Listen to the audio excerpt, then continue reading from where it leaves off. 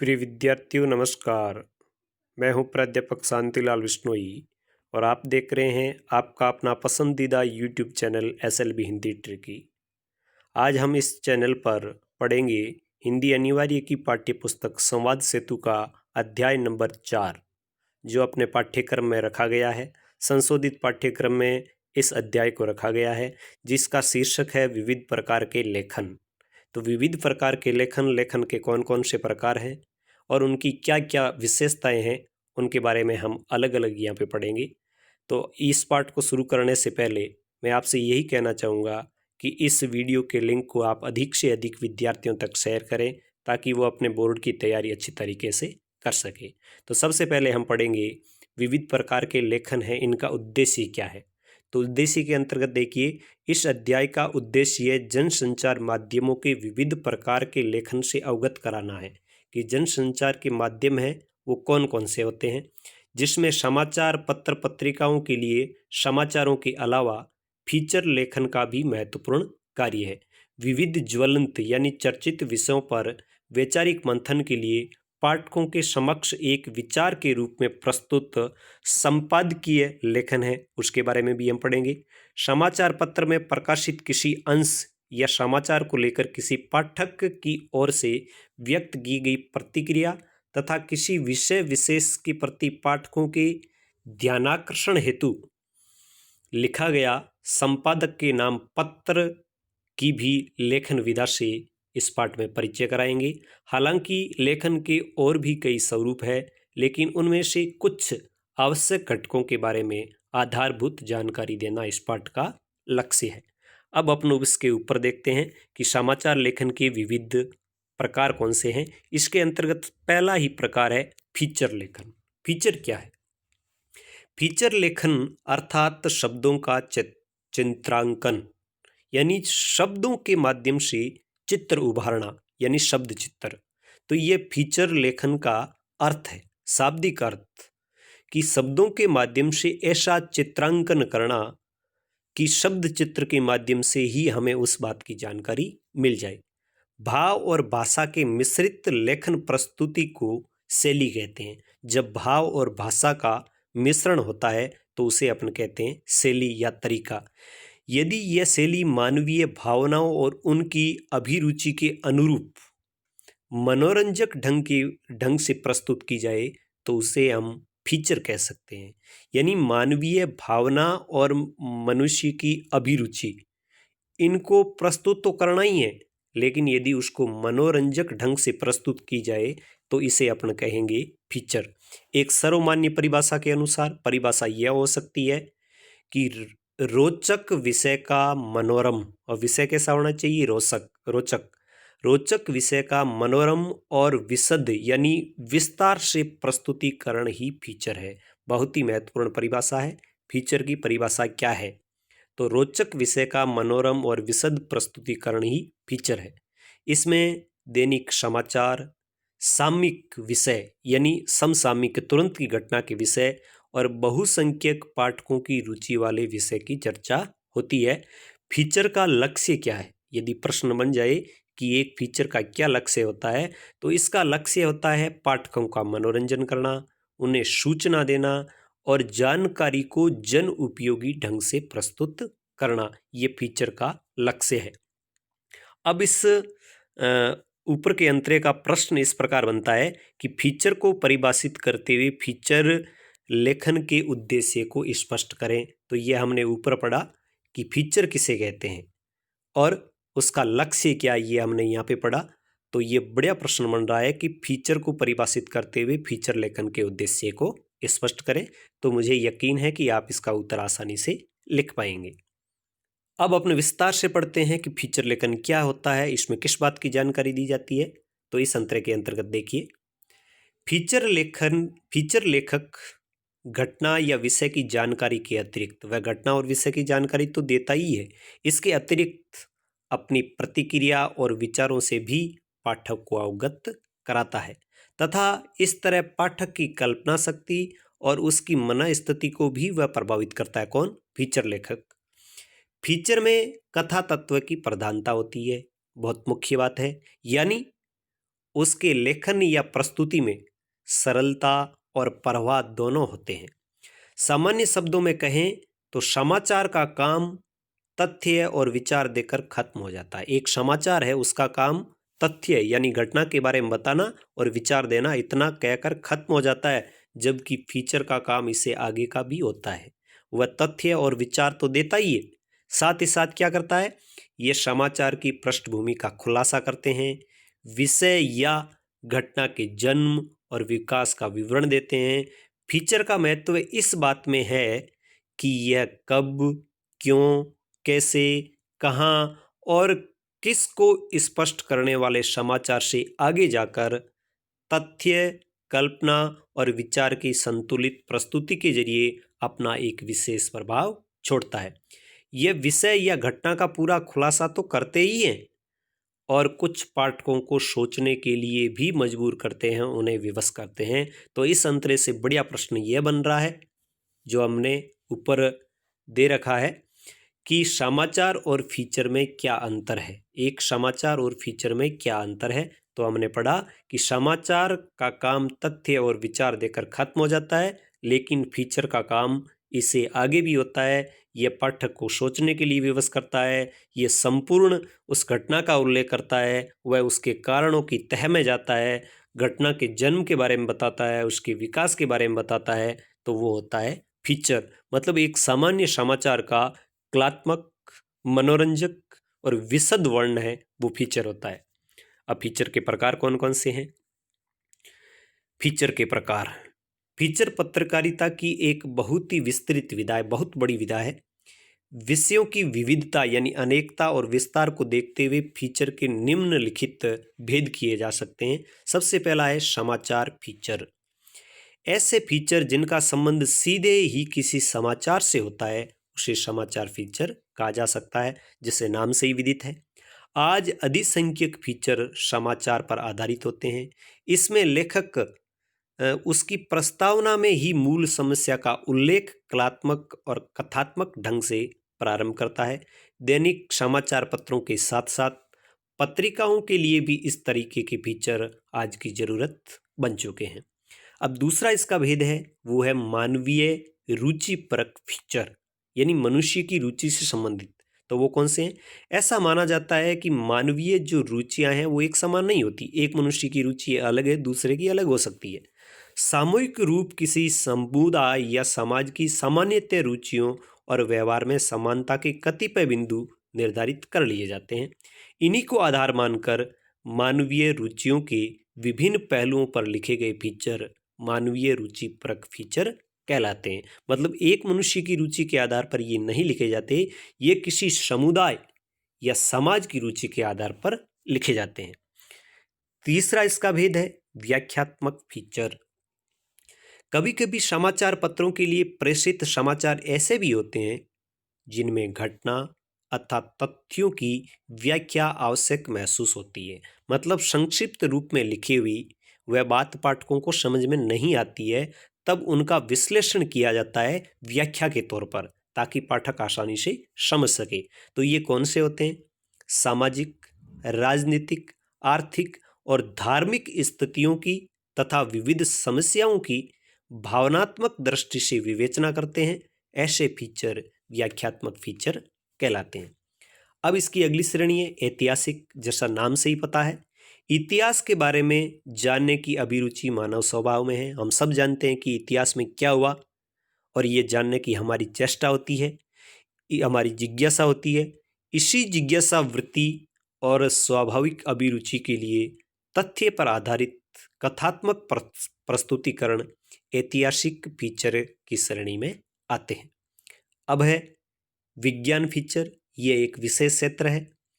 वर्तमान में पत्र पत्रिकाओं में विज्ञान संबंधी समाचारों और नए आविष्कारों के बारे में जानकारी का प्रकाशन अब अनिवार्य सा हो गया है। विज्ञान ने क्या उपलब्धियां हासिल की है, कौन सी खगोलीय घटनाएं हुई है, चिकित्सा के क्षेत्र में कौन सी नई खोजें हुई है, इंटरनेट और संचार क्रांति उसमें क्या बदलाव आए हैं, आदि से जुड़े विषय आदि पर केंद्रित फीचर इसी श्रेणी के होते हैं। इस श्रेणी के फीचर लेखन के लिए एक विशेष प्रकार की विशेषज्ञता जरूरी है। चाहे चिकित्सा के बारे में लिख रहे हैं तो चिकित्सा के बारे में हमें जानकारी होनी चाहिए, खगोलीय घटनाओं के बारे में लिख रहे हैं तो खगोलीय घटनाओं के बारे में जानकारी हो, विज्ञान की उपलब्धियों के बारे में, इंटरनेट के बारे में या संचार क्रांति के बारे में, तो उसके बारे में फीचर लिखने से पहले हमें उस क्षेत्र में विशेषज्ञता हासिल होनी चाहिए। विज्ञान संबंधी इन सब जानकारियों को नीरस और उबाऊ होने से बचाने के लिए सरस, सरल और सहज भाषा का प्रयोग किया जाता है। यह फीचर की विधा में ही संभव हो पाता है। अब खेलकूद फीचर।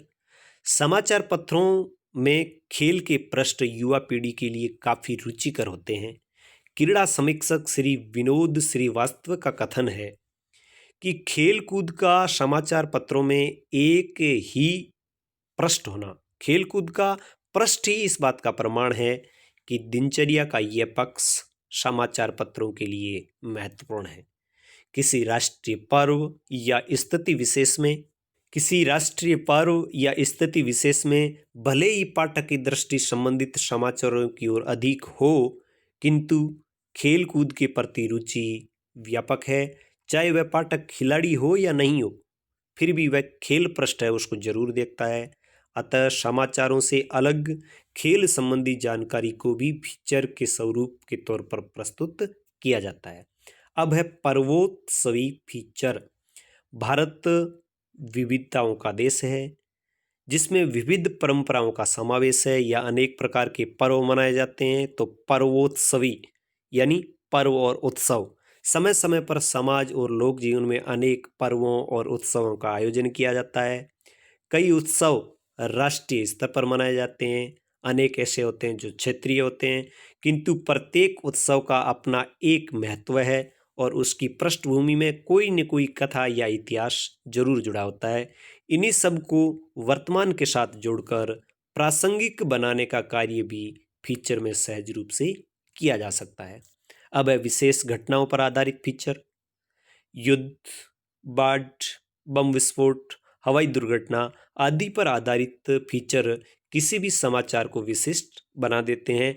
इस तरह के फीचर अब इलेक्ट्रॉनिक माध्यमों में भी खूब लोकप्रिय होने लगे। अब व्यक्तिपरक, जैसा नाम से ही पता है, किसी व्यक्ति के बारे में, उसके व्यक्तित्व या कृतित्व के बारे में। तो किसी महत्वपूर्ण व्यक्ति के व्यक्तित्व, कृतित्व या उसकी किसी सामयिक उपलब्धि पर आधारित फीचर इसी श्रेणी के होते हैं। खोजपरक फीचर या छानबीन पर आधारित फीचर, इस श्रेणी में वे फीचर सम्मिलित है जिनके लेखन के लिए विशेष रूप से छानबीन की जाती है, तथ्यों की खोज की जाती है और लोगों से पूछताछ की जाती है। तो ऐसे फीचर होते हैं वो या तो छानबीन पर आधारित होते हैं या फिर खोजपरक होते हैं। इसका अगला भेद है मनोरंजक, फिल्म या सांस्कृतिक कार्यक्रमों से संबंधित फीचर। इस तरह के फीचर भी काफी लोकप्रिय माने जाते हैं क्योंकि ये सभी विषय मनोरंजन से सीधे सीधे जुड़े होते हैं। फिल्म तो अपने आप में ही एक फीचर विधा है। सांस्कृतिक कार्यक्रमों और उत्सवों पर आधारित फीचर भी पाठकों और दर्शकों द्वारा पसंद किए जाते हैं। जन रुचि के विषय पर आधारित, यानी जनता की कौन कौन सी रुचि है, जनता में कौन कौन से विषय चर्चित है, उन पर आधारित फीचर कौन कौन से होते हैं। तो इस तरह के फीचर स्थानीय पाठक या दर्शकों की रुचि को देखते हुए लिखे जाते हैं। स्थानीय समस्या, किसी गांव की, शहर की, महंगाई या सामाजिक के विषयों पर आधारित जो फीचर होते हैं वो इस श्रेणी में आते हैं। अब है फोटो फीचर, जो बोर्ड की दृष्टि से महत्वपूर्ण है, मैंने महत्वपूर्ण लगा के रखा है। तो फीचर की एक और लोकप्रिय विधा है फोटो फीचर। इसके तहत क्या होता है, इसके तहत एक विषय पर आधारित विविध आयामों के साथ ली गई अनेक तस्वीरों का प्रयोग करके उनका संक्षिप्त परिचय देकर संपूर्ण कहानी वर्णित की जाती है। वर्तमान में पत्रिकाओं में इस तरह का प्रयोग व्यापक स्तर पर हो रहा है।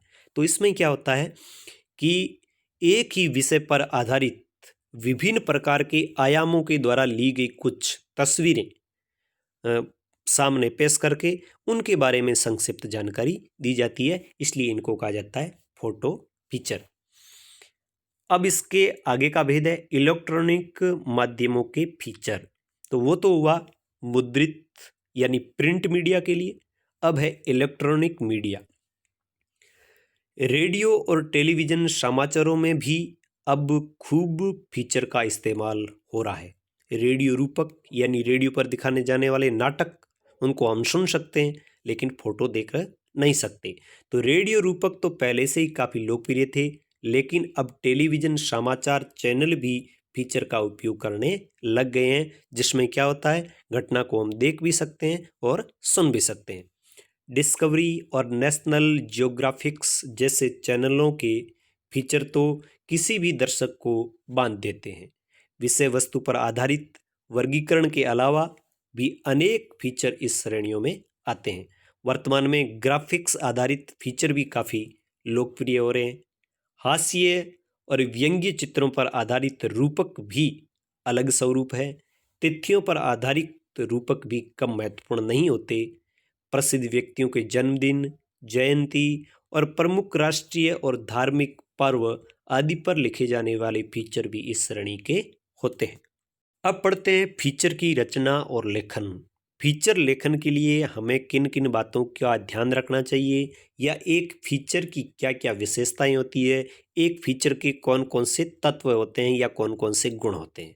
तो यहाँ पे इस डायग्राम में आप देखेंगे फीचर लेखन के तत्व है। तो इसका पहला ही तत्व है कि फीचर लेखन में सबसे पहले तथ्यों का संग्रह किया जाता है। सबसे पहले तथ्य संग्रह, फिर उसमें फीचर का क्या उद्देश्य है इसको प्रकट करना होता है।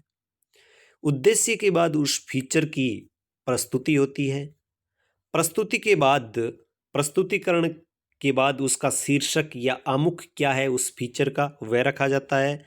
और उसके साथ साथ उसकी होती है साज सज्जा, मतलब उसको विभिन्न प्रकार से सजाया जाता है, आकर्षक बनाया जाता है।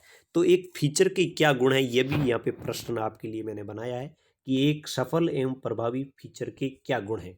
तो वह आकर्षक होना चाहिए, वह तथ्यात्मक होना चाहिए, मतलब तथ्य पर आधारित होना चाहिए, वह मनोरंजक भी होना चाहिए, उसमें रोचकता और वह जनता के लिए उपयोगी होना चाहिए, उसकी भाषा है वो सरल, सहज और सरस होनी चाहिए, और वह फीचर जिज्ञासा को जगाने वाला और सार्थक होना चाहिए। तो ये दो प्रश्न बोर्ड की परीक्षा की दृष्टि से बहुत ही महत्वपूर्ण है। फीचर लेखन पत्रकारिता की एक ऐसी विधा है जिसमें लेखक को किसी खास सीमा में बांधा नहीं जा सकता।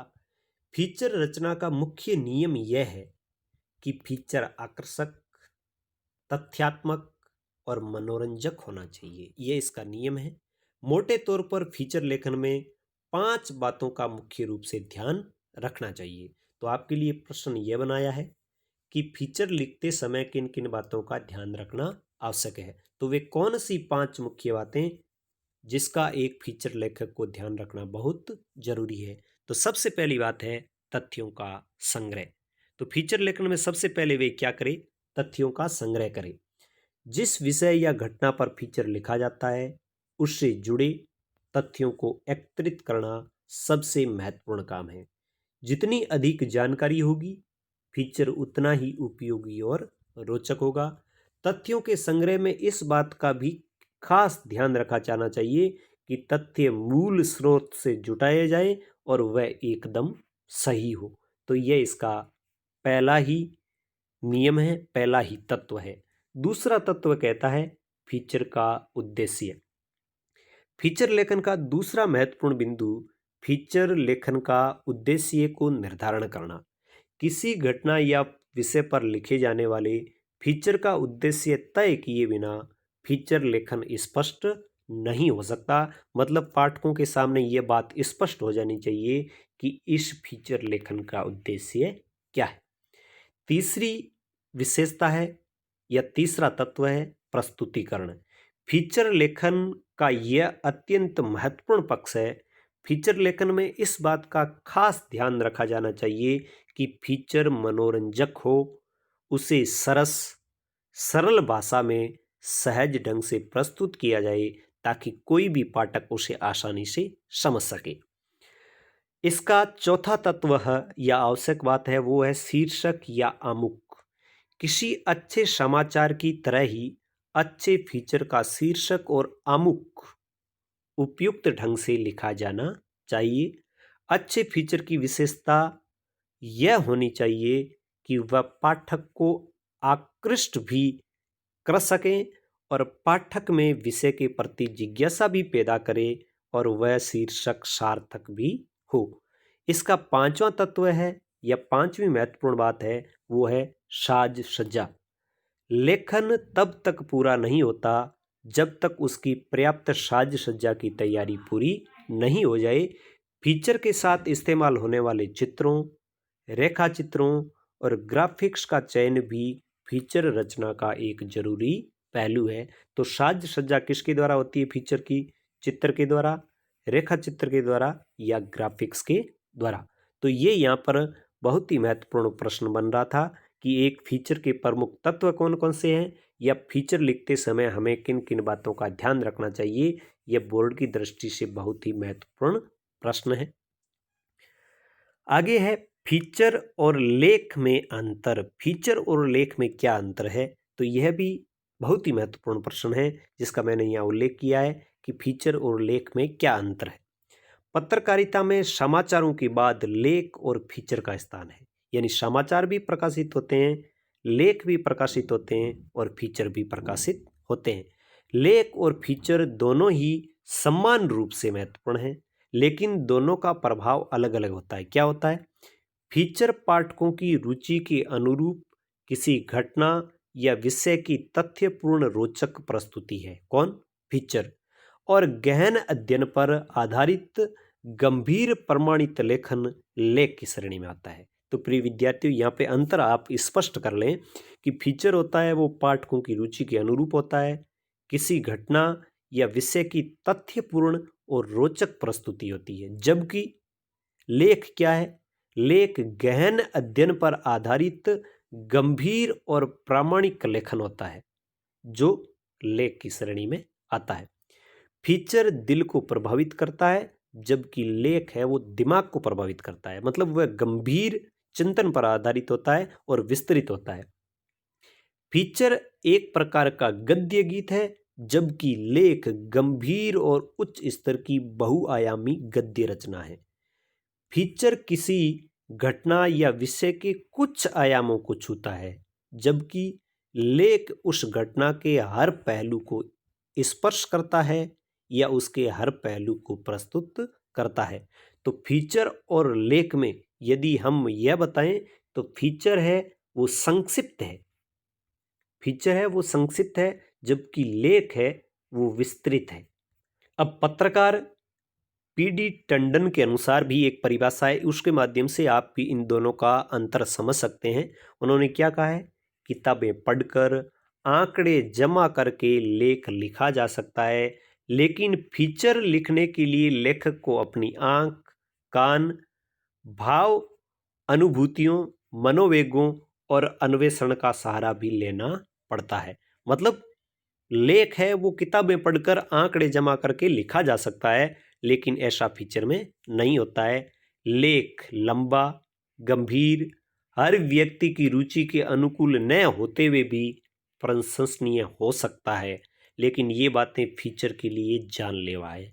यदि फीचर लंबा है, गंभीर है और हर व्यक्ति की रुचि के अनुकूल नहीं है, तो वह फीचर है, वह फीचर रचना है, वह असफल हो सकती है। लेकिन लेख के लिए ये जरूरी नहीं है। लेख चाहे रोचक नहीं है, दिलचस्प नहीं है, सबकी रुचि के अनुकूल नहीं है, फिर भी वह प्रशंसनीय हो सकता है। लेकिन यदि फीचर रोचक नहीं है, दिलचस्प नहीं है और सबकी रुचि के अनुकूल नहीं है, तो यह बात उसके लिए जानलेवा है। अतः फीचर है वो रोचक होना चाहिए, दिलचस्प होना चाहिए और सबकी रुचि के अनुकूल होना चाहिए। फिर अंतर और देखिए, लेख सामान्यतः किसी विशेष समस्या पर उसके प्रति किसी विशेष पहलू का सूक्ष्म और गहन अध्ययन होता है। विषय की पृष्ठभूमि के अध्ययन से लेख को तैयार किया जा सकता है, लेकिन ऐसा फीचर के लिए नहीं हो सकता। लेख और फीचर दोनों की ही शैली भी भिन्न भिन्न होती है। लेख में लेखक को उपलब्ध आधार सामग्री के अनुसार गंभीरतापूर्वक चीजें प्रस्तुत करनी होती है, मगर फीचर लेखक को जीवन और जीवन की समस्याओं पर अपना दृष्टिकोण प्रस्तुत करने की छूट होती है। ऐसी छूट है वो लेख में नहीं होती। अब बात करते हैं श्रव्य दृश्य माध्यमों के लिए फीचर लेखन।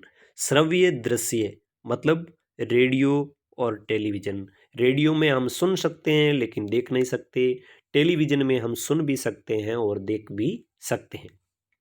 तो इनके लिए फीचर लेखन कैसे होता है? रेडियो फीचर और टेलीविजन फीचर वैसे तो मुद्रित माध्यमों के फीचर की तरह ही होते हैं, जिस प्रकार पत्र पत्रिकाएं हैं, अखबार है, वैसे ही होते हैं। लेकिन रेडियो और टीवी फीचर दोनों के लिखने के तरीके में काफ़ी भिन्नता है। तो प्रश्न आपके लिए यह बनता है कि रेडियो फीचर और टेलीविजन फीचर में क्या अंतर है? तो अंतर यह है, रेडियो फीचर वह फीचर है जो रेडियो के श्रोताओं को खबरों से आगे की जानकारी प्रदान करने के लिए प्रस्तुत किया जाता है। इस फीचर को श्रोता न तो देख सकते हैं और न ही पढ़ सकते हैं, वे केवल सुन सकते हैं। लेकिन रेडियो फीचर की सबसे बड़ी खूबी यह है कि शब्दों के न पढ़ सकने वाला वर्ग भी इसका आनंद ले सकता है। तो रेडियो फीचर की सबसे बड़ी खूबी कि अनपढ़ लोग भी इसको सुन सकते हैं और समझ सकते हैं।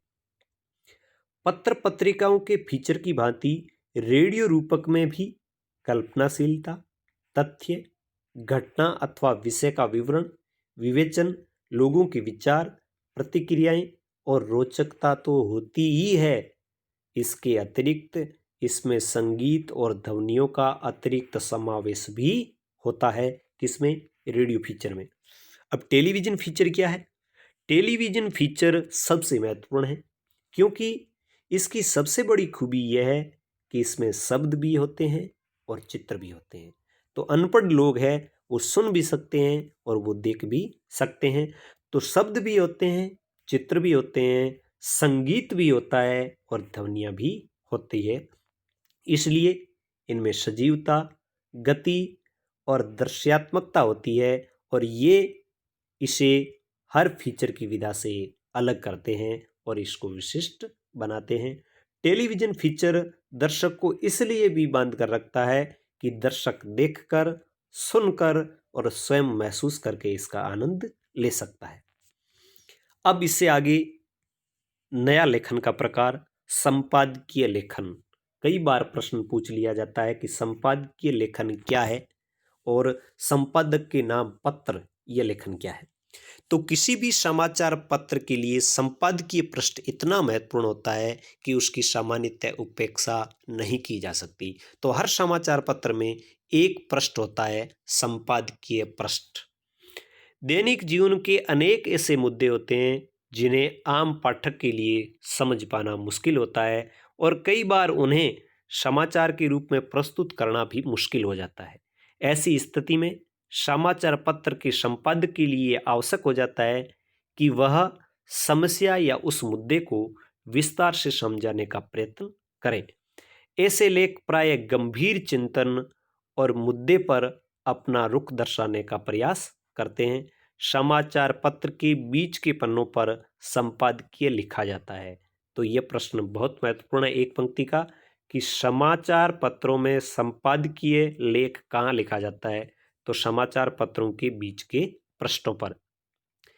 यह लेख एक विचार को स्थापित करने का प्रयत्न करता है और वहीं दूसरी ओर चर्चित मुद्दों के बारे में भी अपनी राय व्यक्त करता है। अब यहाँ पे प्रश्न बढ़िया बनता है कि संपादकीय को किसी भी समाचार पत्र की आत्मा कहा जाता है। तो प्रश्न मैंने आपके लिए बनाया है कि संपादकीय को समाचार पत्र की आत्मा क्यों कहा जाता है? क्योंकि इसके बिना समाचार पत्र का प्रकाशन अधूरा रहता है। एक विद्वान के अनुसार, एक विद्वान ने इसको आत्मा इसलिए बताया और उसके बारे में उन्होंने लिखा कि संपादकीय संक्षेप में तथ्यों और विचारों का ऐसा तर्क संगत और सुरुचिपूर्ण प्रस्तुवन है जिसका उद्देश्य होता है मनोरंजन करना, विचारों को प्रभावित करना और किसी महत्वपूर्ण समाचार का ऐसा भाष्य प्रस्तुत करना जिससे सामान्य पाठक उसका महत्व समझ सके। संपादकीय न सिर्फ अपनी ओर से विचार व्यक्त करता है, अपितु वह पाठकों की आवाज बनकर भी सामने आता है। पाठकों के मन और मस्तिष्क को झकझोर देने वाली लेखनी से ऐसी कला का प्रदर्शन करता है कि पाठक को ऐसा प्रतीत होता है मानो वह उसकी ही आवाज हो। तो किसी संपादकीय को देखकर पाठक को यह लगता है कि वह संपादक नहीं लिख रहा है, संपादक नहीं बोल रहा है, मानो वह स्वयं बोल रहा है। ऐसा करना दुष्कर कार्य, बहुत कठिन कार्य है, क्योंकि संपादक को लाखों पाठकों की सोच को समझने की आवश्यकता होती है तथा उनके विचारों में संतुलन बनाने की भी आवश्यकता होती है, ताकि प्रत्येक पाठक के लिए वह संपादकीय पृष्ठ पठनीय यानी पढ़ने योग्य बन सके। अब संपादकीय लेखन के प्रमुख लक्षण क्या है, प्रमुख गुण क्या है, प्रमुख विशेषता क्या है, या किन किन बातों का ध्यान रखना होता है। तो एक संपादकीय लेखन को या लेखक को किन बातों का ध्यान रखना चाहिए, या एक संपादकीय लेखन के क्या लक्षण होने चाहिए, या एक संपादकीय लेखक के क्या गुण होने चाहिए, या एक संपादकीय लेखन की क्या क्या विशेषता होनी चाहिए। तो वो कुछ इस प्रकार है। संपादकीय लेखन एक स्वतंत्र विधा है, इसे किसी नियम या सिद्धांत पे बांधा नहीं जा सकता। प्रत्येक संपादक का अपना विशिष्ट व्यक्तित्व होता है और उसकी अपनी अलग शैली भी होती है, लेकिन उसको इन विशेषताओं का पालन करना जरूरी है। पहली विशेषता है, संपादकीय में वस्तुनिष्ठता का ध्यान रखा जाता है। निर्भीकता, दूरदर्शिता, मार्गदर्शन, विचारोत्तेजना, सुझाव, आलोचना, तार्किकता, निष्पक्षता, प्रशंसा, उत्साहवर्धन, भावुकता, बौद्धिकता, सुसंगतता, पूर्णता, सकारणता, निर्लिप्तता संपादकीय लेखन के प्रमुख लक्षण हैं। ये इतने लक्षण एक संपादकीय लेखक को ध्यान में रखने चाहिए।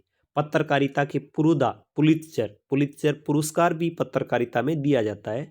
तो पत्रकारिता के पुरोधा यानी महान व्यक्ति पुलित्जर सदैव 3 बातों पर विशेष बल देते थे। बहुत बढ़िया प्रश्न बन रहा है कि पत्रकारिता के पुरोधा पुलित्जर किन 3 बातों पर हमेशा बल देते थे। वो कहते थे कि संपादकीय संक्षिप्त में होना चाहिए, उसका अर्थ बिल्कुल सीधा होना चाहिए और उसकी शैली बिल्कुल पाठकों की रुचि के अनुकूल होनी चाहिए। अतः संपादकीय संक्षिप्त हो, अन्यथा लंबे और विस्तृत लेखन से वह नीरस और उबाऊ बन जाता है, पाठक उसे पढ़ने में रुचि नहीं दर्शाता। इसी प्रकार विषय में सीधापन और भाषा शैली में वैसी ही हो जो पाठक को तुरंत समझ में आ जाए। संपादकीय लेख का मूल भाव क्या है, यह बात पाठक को बिल्कुल अच्छी तरीके से समझ में आ जाए। अब संपादकीय लेखन का कार्य है वह 2 रूपों में किया जाता है। तो वो 2 रूप कौन कौन से हैं? संपादकीय लेखन का कार्य 2 रूपों में किया जाता है। एक तो वह जो स्वयं वह संपादक कहना चाहता है, और दूसरा कैसे और किस रूप में कहना चाहता है। तो ये 2 रूप है। एक तो वह जो स्वयं बात कहना चाहता है, और दूसरा रूप यह है कि वह कैसे और किस रूप में कहना चाहता है। यदि विचारों में संप्रेषणीयता नहीं है, यानी विचारों का आदान प्रदान नहीं है, तो वह संपादकीय निरर्थक और बेकार हो जाएगा। संपादकीय लेखन कार्य से पूर्व संपादक को विशद ज्ञान की आवश्यकता होती है। तो ये प्रश्न भी बन रहा है कि एक संपादकीय लेखन के लिए संपादकीय लेखक को किन किन बातों की आवश्यकता होती है। तो पहली बात है कि उसे विशद ज्ञान की आवश्यकता होती है। उसे प्रत्येक विषय पर गहरी पकड़ होनी चाहिए, तो इस बात की भी आवश्यकता होती है। उसके पक्ष और विपक्ष में तर्क करने की क्षमता भी होनी चाहिए। संपादक को प्रतिदिन अनेक मुद्दों पर मंथन करने के अलावा उसे संदर्भित सामग्री का व्यापक अध्ययन करने की भी आवश्यकता होती है। प्रशासनिक, अंतर्राष्ट्रीय, सामाजिक, राजनीतिक, शैक्षणिक और न्यायिक मसलों पर गहरी पैठ के साथ साथ लेखन के समय आम जन की भावनाओं को भी ध्यान में रखना आवश्यक होता है। ऐसा न करने पर पाठक और पाठकों के समूह की भावना आहत हो सकती है।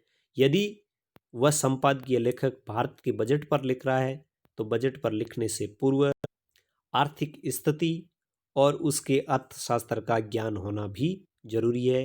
यदि वह विदेश मामलों पर लिख रहा है तो उससे पूर्व विदेशों के आपसी संबंध, देश की नीति के बारे में भी उसे भली भांति अवगत होना आवश्यक है। संक्षिप्त में यदि कहा जाए तो संपादक को सभी क्षेत्रों के विषयों के ज्ञान के साथ साथ पाठकों की रुचि और उनकी जिज्ञासा वृत्ति का मूल्यांकन करने की क्षमता भी उसमें होनी चाहिए। तो ये एक संपादक को एक संपादकीय पृष्ठ लिखने से पहले इन बातों का ध्यान रखना आवश्यक है।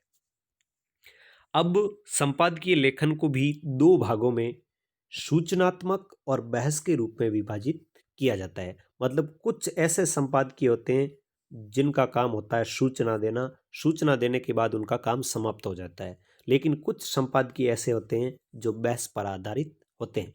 सूचनात्मक संपादकीय में समस्या का वर्णन और विश्लेषण किया जाता है, जैसे सामान्यतः भूकंप, बाढ़, गर्मी, अकाल आदि समस्याओं को पाठकों के बीच प्रस्तुत कर उस विपदा के प्रति सचेत करने के साथ राहत हेतु प्रेरित करना इनका उद्देश्य होता है। ऐसे संपादकीय आलेखों में कर्तव्य बोध का एहसास होता है, लेकिन बहस वाले संपादकीय प्राय किसी विशेष मुद्दे पर अपना पक्ष या विरोध किसी एक विचार को प्रतिष्ठापित कर पाठकों के बीच वैचारिक बहस छेड़ना इसका उद्देश्य होता है। यदि संपादकीय लेखन की प्रक्रिया का क्रम तय करना हो तो निम्न रूप से किया जा सकता है कि एक संपादकीय पृष्ठ है या एक संपादकीय लेखन कैसे किया जाता है और उनका क्या क्रम होना चाहिए, तो वो कुछ इस प्रकार है। तो वो बात आप इस डायग्राम से समझ सकते हैं कि इस संपादकीय के लिए सबसे पहले विषय का चयन करना होता है, फिर विषय के अनुरूप सामग्री इकट्ठी करनी होती है, फिर उस विषय में प्रवेश करके उस विषय का विस्तार दिया जाता है, फिर उस विषय का निष्कर्ष निकाला जाता है और फिर उसका शीर्षक दिया जाता है।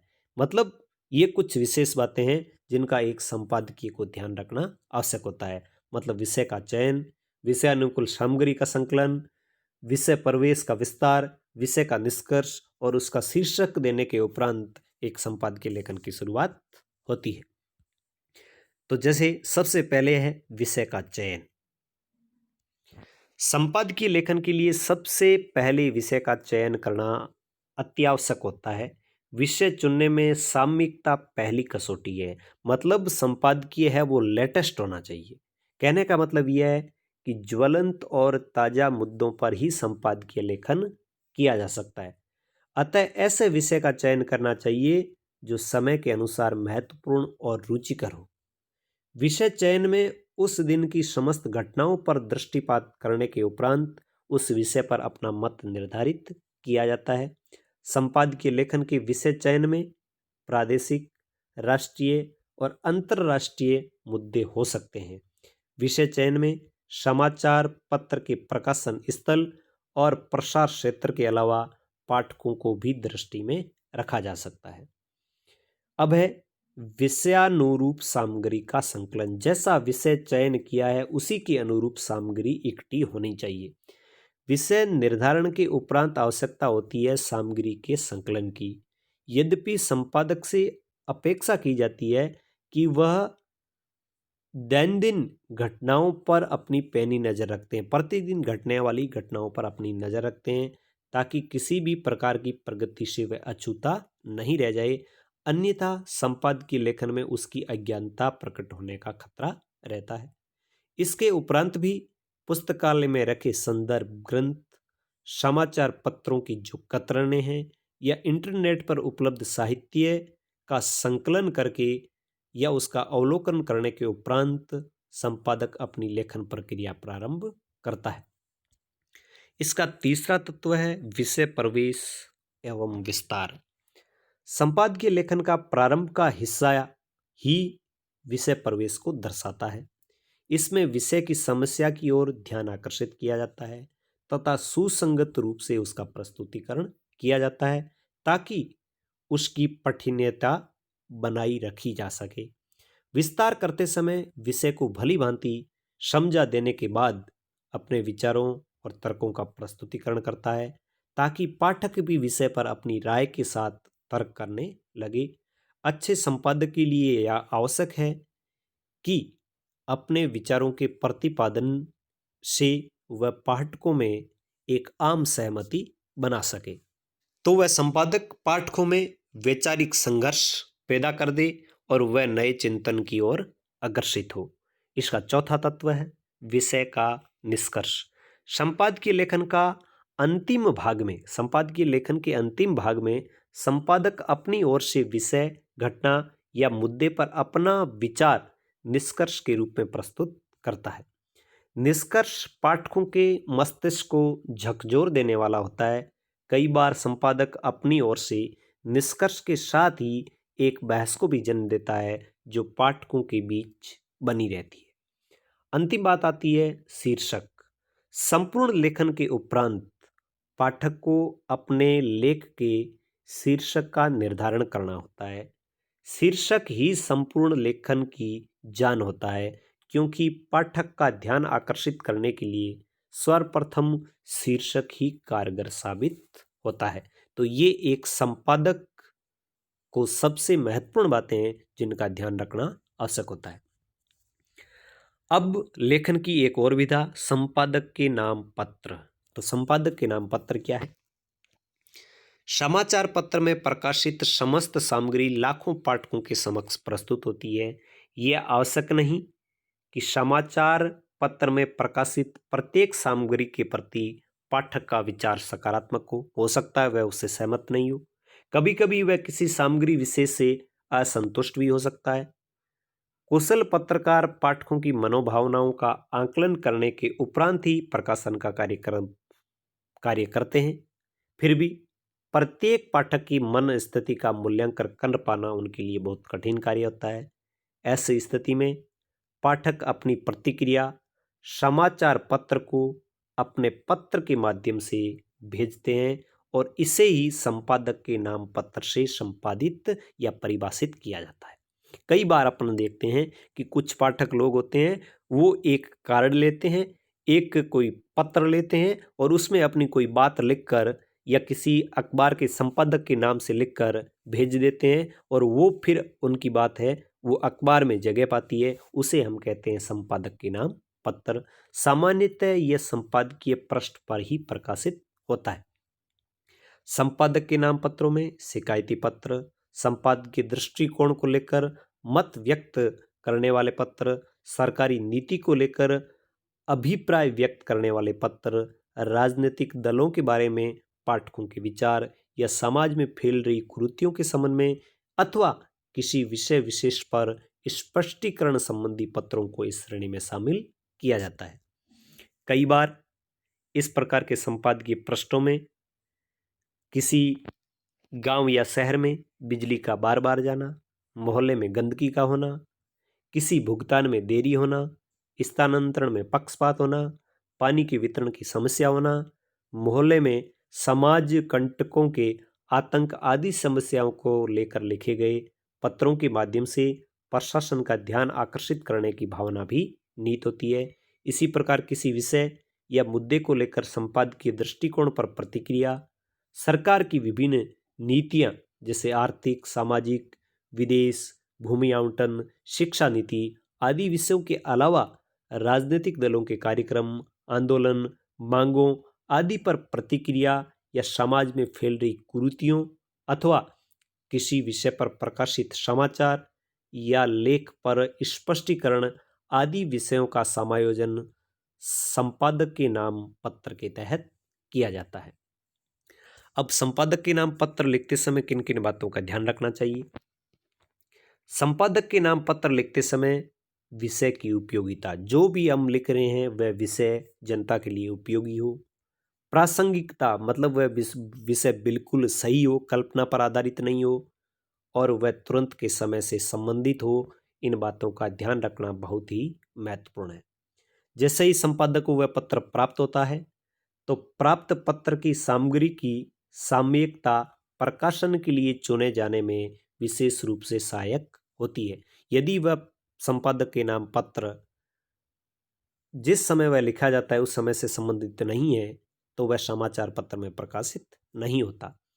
पाठक की रुचि किसी भी सामयिक विषय पर की गई टिप्पणी अथवा प्रतिक्रिया में होती है, न कि बहुत पुरानी और विस्तृत विषयों पर दृष्टिकोण को जानने में। यदि हमने संपादक के नाम पत्र लिखा है लेकिन उसकी कथा, उसकी बात बहुत पुरानी है तो वह पाठक को आकर्षित नहीं करती। पत्रों के प्रकाशन के समय इस बात का विशेष ध्यान रखा जाता है कि पत्र में उल्लिखित जानकारी या सामग्री की उपादेयता क्या है, मतलब वह कितनी उपयोगी है। यह आवश्यक नहीं कि संपादक प्राप्त पत्र की सामग्री से सहमति हो, जरूरी नहीं है। हो सकता है संपादक उस पत्र से सहमत नहीं हो, वह पूर्णतः असहमत होते हुए भी उसकी उपयोगिता देखकर उसे अखबार में प्रकाशित करने का निर्णय ले सकता है। तो ये महत्वपूर्ण बातें हैं जिनका ध्यान रखना होता है किसी लेखक को जब वह संपादक के नाम पत्र लिखता है। अनेक समाचार पत्रों में प्रकाशित प्रसंगों के संबंध में होते हैं। अनेक पत्र समाचार पत्रों में प्रकाशित प्रसंगों के संबंध में होते हैं। चालू प्रसंग के कारण इनकी उपयोगिता विशेष होती है। प्रसंग पर भी विशेष प्रकाश डालने में वे सहायक होते हैं। अतः पत्र सामग्री की प्रासंगिकता भी उसे प्रकाशनीय ठहराने के लिए एक उचित मानक है। मतलब पत्र है वह बिल्कुल सही होना चाहिए, उसमें किसी प्रकार की कोई कपोल कल्पना नहीं होने चाहिए। तो ऐसे पत्र है वो जल्दी संपादकीय पृष्ठ है वहां पर संपादक के नाम पत्र है उसके तौर पर वो प्रकाशित होते हैं। आलोचनात्मक पत्र विशेष रूप से प्रकाशनीय होते हैं, मतलब प्रकाशन करने योग्य होते हैं, भले ही उनकी आलोचना का विषय संपादकीय नीति ही क्यों न हो। हाँ, यह देखना आवश्यक और उचित है कि आलोचना विषय परक हो, व्यक्ति परक नहीं हो। यानी विषय पर आधारित आलोचना है तो वह पत्र प्रकाशित होता है, यदि वह व्यक्ति परक आलोचना है तो वह नहीं होता। प्रकाशन योग्य चुने जाने वाले पत्र में चुनाव का कोई औचित्य होता है। क्यों चुना है उसे? अतः संपादक प्रत्येक पत्र के संबंध में उसके प्रकाशन के औचित्य का मूल्यांकन करता है, तभी जाकर ऐसे पत्रों का चयन किसी समाचार पत्र में प्रकाशन हेतु किया जाता है। यह आवश्यक नहीं कि प्रत्येक पत्र प्रकाशन योग्य हो, भले ही वह कितना ही रुचिकर क्यों न हो। यदि पत्र की सामग्री किसी व्यक्ति के प्रति दुष्प्रचार या लांछन लगाने वाली है तो वह प्रकाशन योग्य नहीं माना जाता। तो कौन से संपादकीय पत्र है वो प्रकाशन योग्य नहीं होते? तो वो पत्र जो किसी व्यक्ति के प्रति दुष्प्रचार करते हैं या किसी पर लांछन लगाते हैं। ठीक इसी प्रकार ऐसे पत्र जिनका विषय किसी ऐसे मामले से संबंध रखता है जो कि न्यायालय में विचाराधीन है तो वो भी प्रकाशित नहीं होते, अथवा किसी न्यायाधीश के फैसले की आलोचना से जुड़े हैं तो भी उनको प्रकाशित नहीं किया जा सकता, क्योंकि ऐसा करना दंडनीय अपराध की श्रेणी में आता है।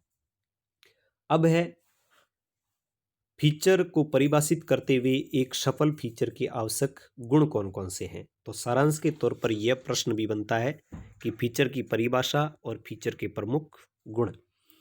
तो पत्रकारिता में फीचर और रूपक का आशय ऐसे लेखों के है जो जीवन के प्रति एक नया दृष्टिकोण जगाते हैं, घटनाओं और विषयों की जानकारी भी देते हैं, लोगों का मनोरंजन भी करते हैं और उनका ज्ञान भी बढ़ाते हैं। फीचर समाचारों को एक नया मोड़ देते हैं, उन्हें नए परिप्रेक्ष्य में प्रस्तुत करते हैं। फीचर किसी न किसी सामाजिक विषय और मानवीय भावना के इर्द गिर्द घूमते हैं और समाचार से अलग पाठक, श्रोता और दर्शक को मानवीय संवेदना से जोड़ते हैं। इसलिए फीचर की रचना में 3 उद्देश्यों का ध्यान रखा जाना चाहिए। पहला ये कि फीचर मार्गदर्शक हो, दूसरा वह ज्ञानवर्धक हो, तीसरा वह मनोरंजक हो, और फीचर का शीर्षक है वो भी आकर्षक और नाटकीय होना चाहिए। इसी तरह फीचर की रचना में इस बात का भी ध्यान रखा जाना चाहिए कि उसका शीर्षक या उसकी प्रस्तावना है वो कलात्मक और उत्सुकता पैदा करने वाली होनी चाहिए। अब देखिए शब्दावली। असंतुष्ट का अर्थ असहमत है। निर्लिप्तता का अर्थ बिना किसी पक्ष के। पठनीयता का अर्थ है पढ़ने योग्य। कुरीति का अर्थ है अनुचित रीतियां या पद्धतियां। अब समाचार से संबंधित अभ्यास प्रश्न हैं, इनका उल्लेख हमने पाठ के साथ ही साथ कर लिया है। इसके अतिरिक्त भी प्रश्न हैं, इन प्रश्नों का भी हमने पाठ के साथ साथ में उल्लेख कर लिया है। उम्मीद करते हैं कि ये पाठ आपको पसंद आया होगा। यदि ये आपको पाठ पसंद आया है तो इस वीडियो के लिंक को अधिक से अधिक शेयर करें, लाइक करें और चैनल को सब्सक्राइब करें। अपने मित्र विद्यार्थियों को भी इसको भेजें। मिलेंगे किसी और नए अध्याय के साथ, तब तक धन्यवाद। जय हिंद, जय भारत।